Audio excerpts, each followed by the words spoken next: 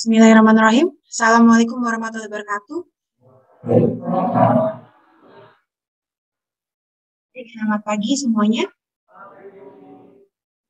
Sebelum kita mulai, mari kita berdoa terlebih dahulu. Silakan Ketua Tingkat dipimpin.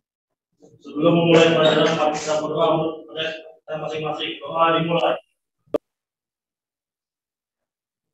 Doa selesai. Baik. Hari ini kita akan belajar tentang mata kuliah Sistem Pendukung Keputusan.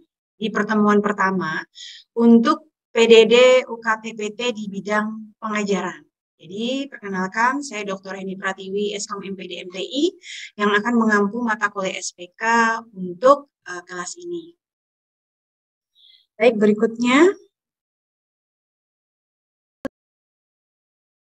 Deskripsi mata kuliah. Mata kuliah ini adalah mata kuliah yang mempelajari tentang konsep sistem pendukung manajemen, kemudian sistem pengambilan keputusan, sistem penunjang keputusan, permodelan dan analisis, pengembangan sistem penunjang keputusan, kecerdasan bisnis, sistem pendukung kelompok, sistem informasi perusahaan, dan manajemen pengetahuan.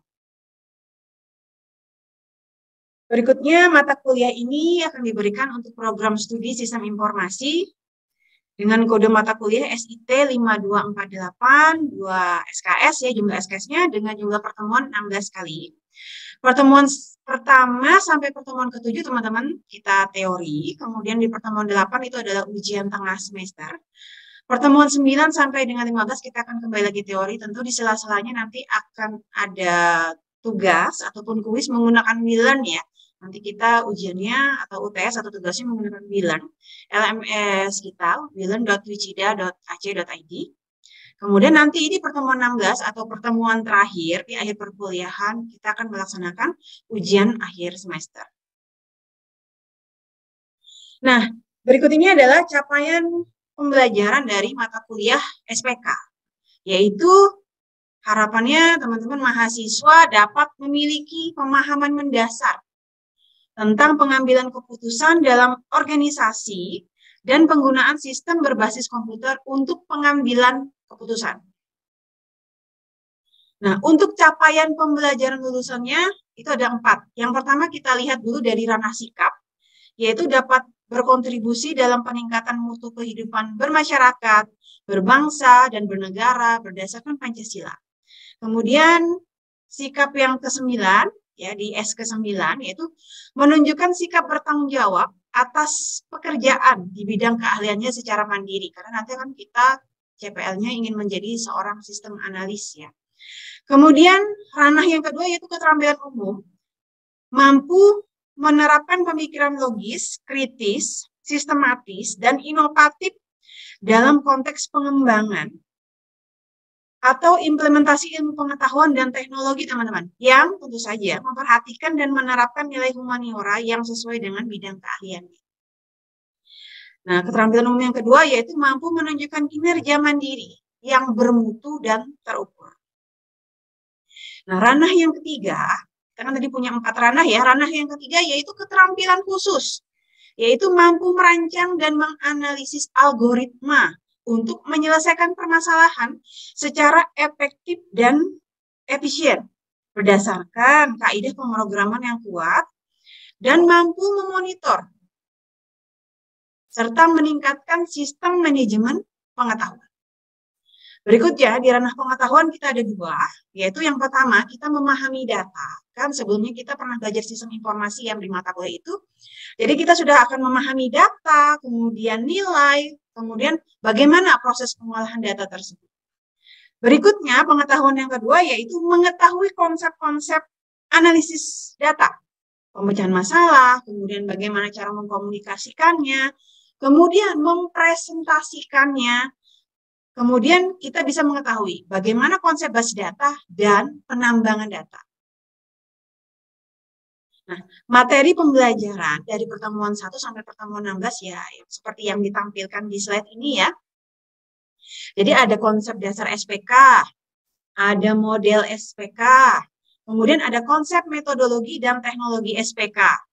Berikutnya ada konsep modeling dan analisis. Berikutnya ada metode penyelesaian masalah dengan SPK. Ada pula pengambilan keputusan berbasis indeks kinerja. Berikutnya ada teknologi komputasi kolaborasi. Selanjutnya nanti ada business intelligence atau kecerdasan bisnis. Kemudian ada pengembangan SPK. Nanti di pertemuan 14 ya, 13 atau 14 itu ada kolaborasi SPK dengan sistem informasi lain. Dan nanti di pertemuan ke-15 itu adalah integrasi, dampak, dan masa depan dari manajemen support system. Jadi materi-materi ini akan kita pelajari secara bertahap dari hari ini sebagai pertemuan pertama sampai dengan pertemuan ke-15. Karena nanti yang ke-16 kan ada ujian akhir semester ya. Nah, berikutnya kita melihat kontrak perkuliahan, teman-teman. Di sini ada 3 penilaian, boleh dilihat di slide-nya. Ada tugas, ada UTS, dan ada ujian akhir semester. Jadi bobot kalau di tugas itu adalah 15%, kemudian UTS-nya 35%, dan ujian akhir semesternya adalah 50%. Jadi kalau di total jumlahnya semua adalah 100%. Harapan saya sebagai dosen pengampu mata kuliah, teman-teman bisa mengikuti perkuliahan ini dengan baik, sehingga nanti hasilnya juga akan lebih maksimal. Kemudian hari ini, sub CPMK-nya adalah mahasiswa atau teman-teman semua ini mampu atau bisa memahami dan menjelaskan dulu konsep dasar SPK atau DSS itu seperti apa. Jadi memahami dulu sebelum kita tahu lebih lanjut. Dengan materi yang pertama, pengertian SPK atau definisi SPK itu seperti apa. Kemudian cakupan bidang ilmu SPK seperti apa.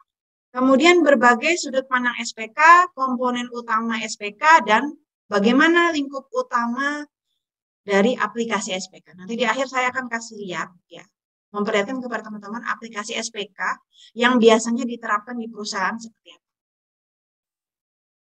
Nah, hari ini pendekatan pembelajarannya kita adalah model blended learning, teman-teman, dengan metode ceramah, discovery learning, diskusi, serta penugasan. Jadi nanti saya harapkan teman-teman bisa lebih aktif. Kalau memang misalnya ada yang ingin ditanyakan, boleh. Kalau nanti ada drill and practice, mohon bisa lebih partisipasi dan aktif. Nah, yang pertemuan pertama, seperti yang saya sampaikan tadi, kita belajar dulu nih, apa yang dimaksud dengan sistem mendukung keputusan. Kita pahami dulu konsepnya apa. Yang pertama, keputusan dalam kehidupan. Setiap hari kita pasti mengambil keputusan. Dari bangun tidur sampai kita tidur lagi, setiap hari dari kita kecil sampai kita besar, kita selalu mengambil keputusan. Mau bangun jam berapa, mau berangkat kuliah jam berapa, semua keputusan. Mau duduk di bangku yang mana, semua juga keputusan. Kalian teman-teman mau memilih program studi sistem informasi, nanti setelah lulus kuliah mau bekerja atau mau berwirausaha, itu juga keputusan.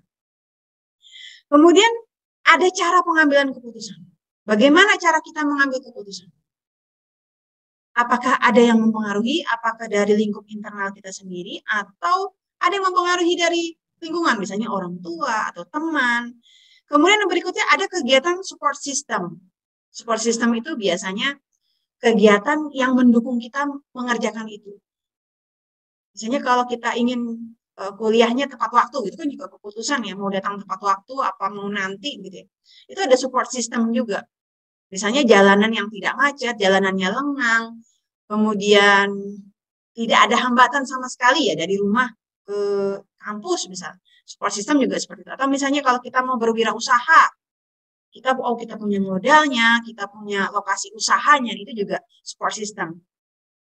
Nah, kemudian ada faktor-faktor yang mempengaruhi pengambilan keputusan. Ini ada banyak sekali ya, teknologi, ada informasi, ada lingkungan, ada keluarga. Nah, berikutnya kita harus tahu dulu tuh, apa itu sistem, apa itu keputusan, apa itu sistem mendukung keputusan, dan apa saja sebenarnya jenis-jenis keputusan. Sistem itu adalah gabungan dari data, fakta, informasi, terintegrasi, tergabung jadi satu sistem. Kalau sistem itu sudah bergabung dengan informasi, data yang diolah bermanfaat, menghasilkan semacam kriteria. Ingat ya, kriteria, kemudian persyaratan, kemudian alternatif, maka dia akan menghasilkan sebuah sistem mendukung keputusan. Jadi sistem pendukung keputusan itu adalah sistem informasi yang memiliki data, fakta, informasi gitu ya. Kemudian terintegrasi, bermanfaat untuk si pengambil keputusan untuk mendapatkan keputusan yang objektif. Kata kuncinya satu, kalau SPK itu harus objektif. Kenapa? Karena manusia itu sifatnya subjektif. Kadang kita memilih sesuatu berdasarkan apa yang kita sukai. Nah, dengan SPK, kita bisa memilih sesuatu secara objektif. Kemudian jenis keputusan. Nah, ini dia jenis keputusan, teman-teman. Ada terstruktur, semi terstruktur, dan tidak terstruktur. Bisa dilihat di slide-nya ya, di atas. Apakah 3 keputusan ini bisa dijadikan SPK? Bisa. Jadi tergantung situasi dan kondisinya. Berikutnya adalah tujuan SPK. Yang pertama, pasti membantu si pengambil keputusan menentukan keputusan yang paling objektif sesuai dengan data fakta. Yang kedua, dia hanya mendukung penilaian manajer, teman-teman. Tidak pernah mencoba menggantikan. Tidak pernah. Jadi SPK itu hanya merekomendasikan saja. Nanti ada rankingan tuh, hasil akhir kan rankingan ya 3 besar. Tapi belum tentu juga itu yang dipilih oleh manajer. Sekali lagi keputusan tetap di manajer atau pengambil keputusan. Tugas SPK hanya merekomendasikan. Kemudian yang ketiga, dia meningkatkan efektivitas. Kenapa? Karena kalau sudah berdasarkan data, fakta, dia pasti efektif. Berikutnya ini ada karakteristik SPK, ada 14 ya. Jadi ada masalah terstruktur, mendukung manajer, kemudian mendukung individu, keputusannya saling berhubungan ya.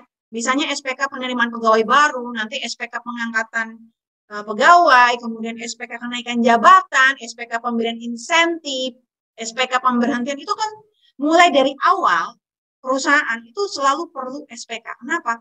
Karena ya tadi, hidup manusia tidak pernah lepas dari pengambilan keputusan. Kemudian yang kelima itu adalah mendukung intelijensi, desain, pilihan, implementasi. Oke, itu metodenya.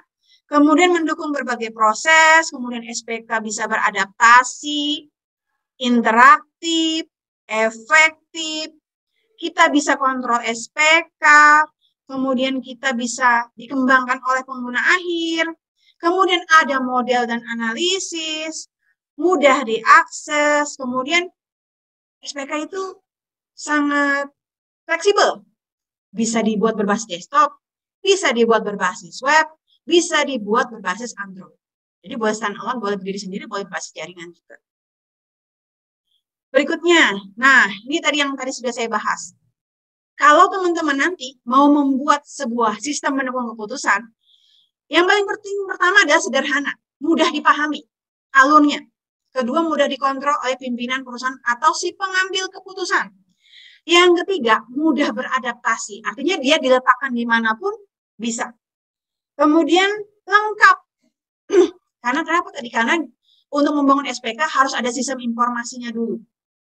Berikutnya, dia mudah digunakan. Jadi user awam sekalipun harus bisa menggunakan SPK. Karena gitu, mudah.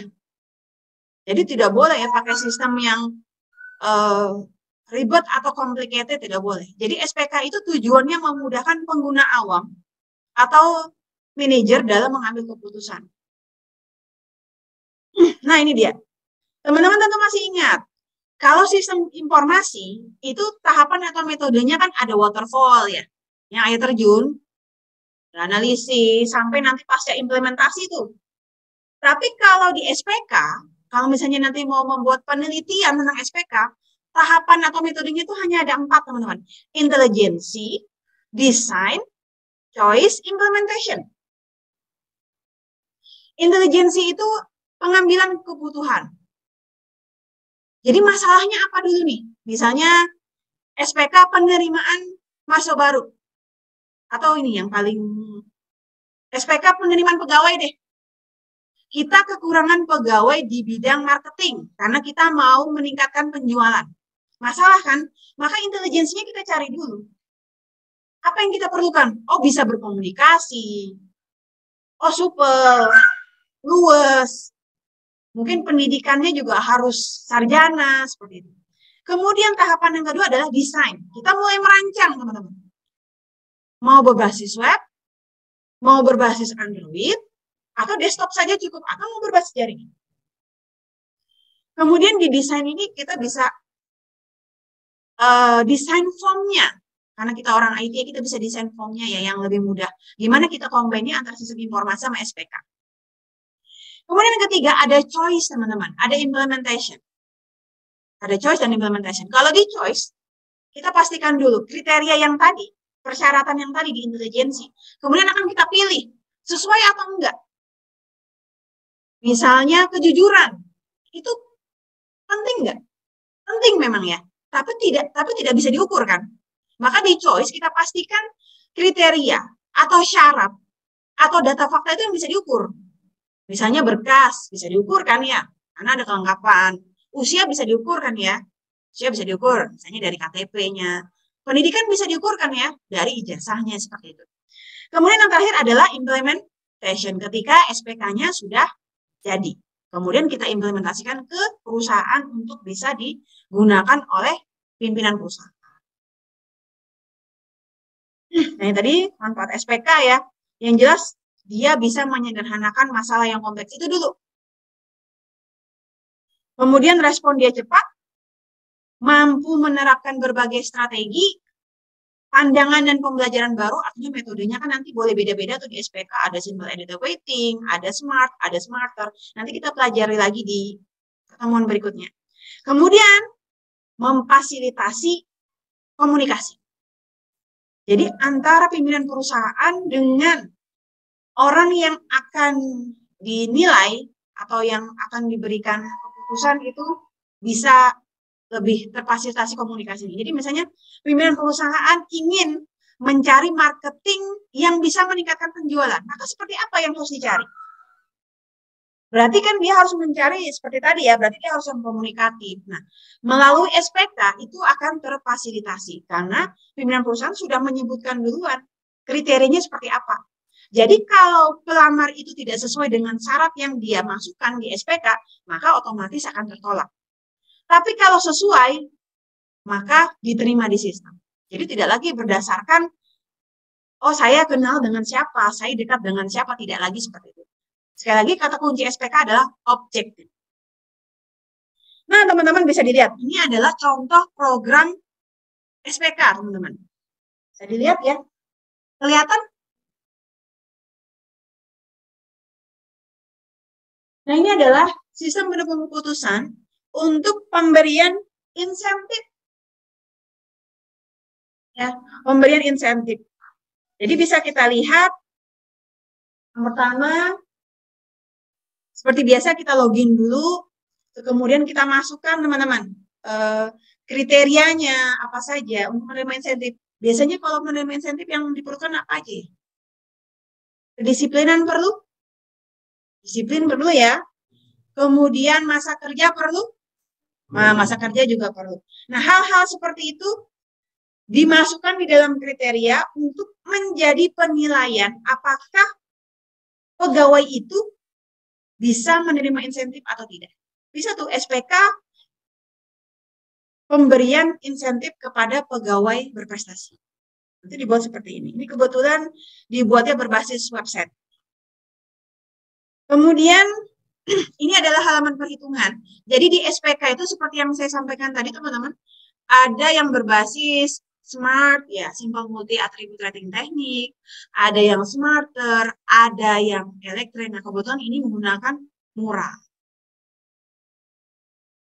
Nah bisa diperhatikan di bagian sini ya, bagian ini tokonya itu ada sebelah kiri ya, di sebelah kiri itu ada laporan.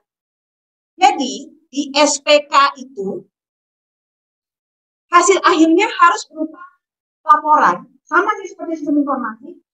Tapi kalau sistem informasi itu laporannya hanya kalau biasanya laporan pembelian gitu ya, berapa kali berapa. SPK itu dia rankingan. Jadi di sini ada pegawai yang direkomendasikan misalnya hanya 3. Oh si A, si B, si C.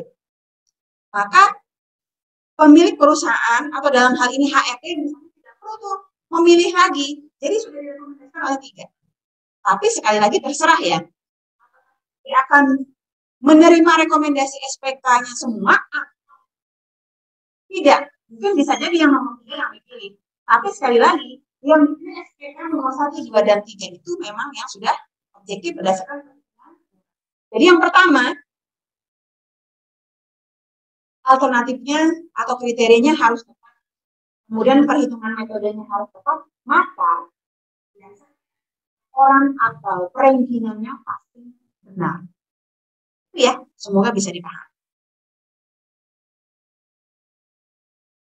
Mari kita berarti sekarang. Tadi kan tahapan dari SPK ada berapa? 4. Oke ya, ada intelligence, design, proses implementation. Intelijensi, proses desain, proses pemilihan, dan penerapan, implementasi ya. Nah, sekarang kalau tahapan dalam SPK yang difokuskan pada penaksiran kebutuhan atau keperluan, apa saja sih yang diperlukan dalam membuat SPK? Apa tahapannya?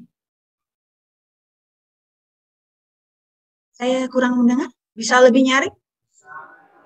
Oke, tuh, berarti desain. Oke, bisa ya? Bisa.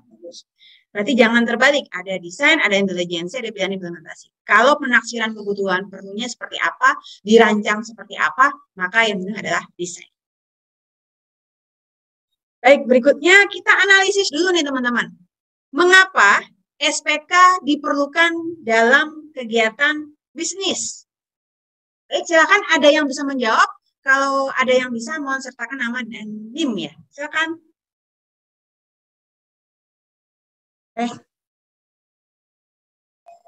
Saya Michael dengan NIM 204-1006. SPK diperlukan dalam kegiatan bisnis karena SPK itu memberikan pertama informasi. Yang kedua, dia membimbing kita dalam mengambil keputusan. Dan yang ketiga, memberikan prediksi berdasarkan fakta yang objektif. Itu, Bu. Bagus. Terima kasih. Terima kasih. Mantap ya. Ada lagi yang bisa menjawab? Menganalisis? Silakan. Ada lagi? Silakan yang angkat tangannya. Silakan, Mbak. Sebentar.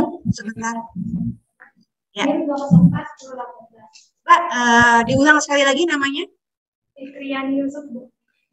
Silakan, NIM-nya. 204-1018. Baik. SPK diperlukan dalam kegiatan bisnis untuk mendukung bisnis ke depannya dan agar kita tahu bagaimana bisnis berjalan saat itu. Baik, Mbak. Terima kasih. Baik. Ya. SPK diperlukan untuk mendukung kegiatan bisnis ke depannya. Ya, teman-teman sudah bisa mulai menganalisis ya. Jadi kalau dalam dunia bisnis itu kita pasti memerlukan proses pengambilan keputusan yang tepat dan objektif. Karena tadi seperti saya sampaikan, dari awal sampai akhir kita memerlukan keputusan. Tapi tadi Cesario ya dan Mbak Fitri sudah bisa menjelaskan dengan baik dan benar. Baik, sebelum kita menuju tugas, ada yang mau ditanyakan dulu teman-teman? Kalau ada, silakan angkat tangannya, kemudian bertanya. Silakan berdiri ya. Nama dan NIM-nya. Baik. Nama Fatur Rahman Arif Sandi Febrian, NIM 2041070. Silakan. Saya mau bertanya, mengapa sistem informasi sangat berpengaruh terhadap proses pengambilan keputusan dalam perusahaan? Sekian, terima kasih. Oh, ya, baik, terima kasih. Terima kasih Mas Fatur. Jadi di sistem informasi itu, kalau teman-teman masih ingat ya kita belajar sebelumnya, di sistem informasi itu kan kita mengkolek apa sih? Menggabungkan data. Kemudian kita olah di database, kita proses menjadi sebuah laporan. Jadi sistem informasi itu kan mengolah data, fakta menjadi sebuah informasi yang berguna. informasi itu, informasi yang sekian banyak itu, bisa diolah untuk menghasilkan keputusan yang bisa kita gunakan untuk bisnis atau manajemen. Saya ambil contoh gini.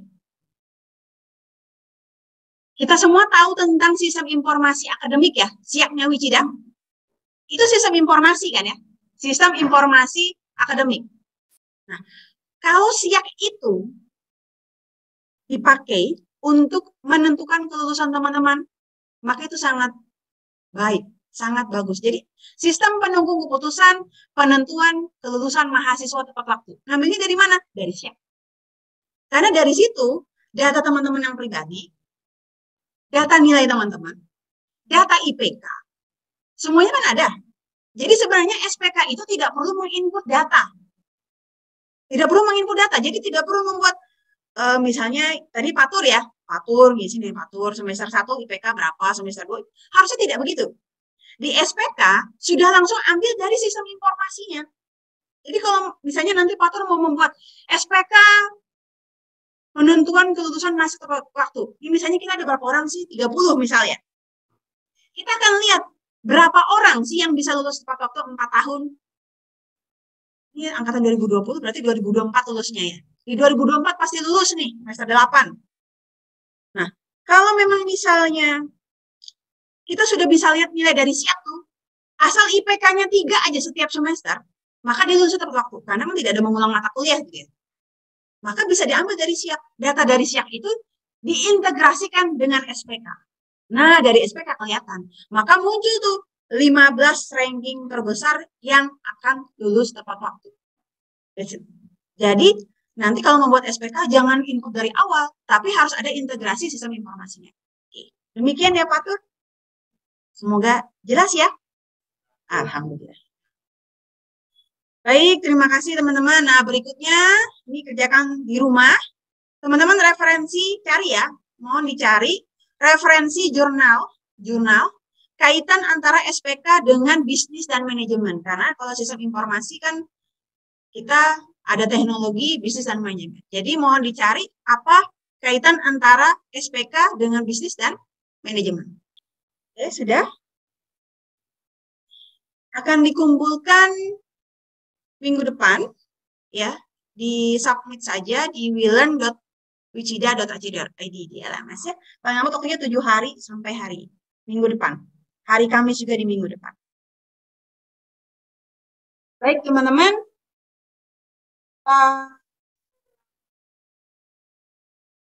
menjawab, terima kasih. Sudah ada yang bertanya, sudah jelas. Kita bisa akhiri ya. Silakan dikemaskan teman-teman.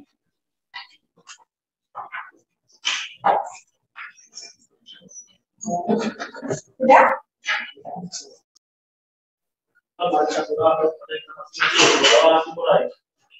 Selesai. Kehadirannya semuanya, semoga sehat selalu. Kita masih masa pandemi, tetap jaga protokol. Ketemu minggu depan, kurang lebihnya saya mohon maaf. Wassalamualaikum warahmatullahi wabarakatuh. Waalaikumsalam warahmatullahi wabarakatuh.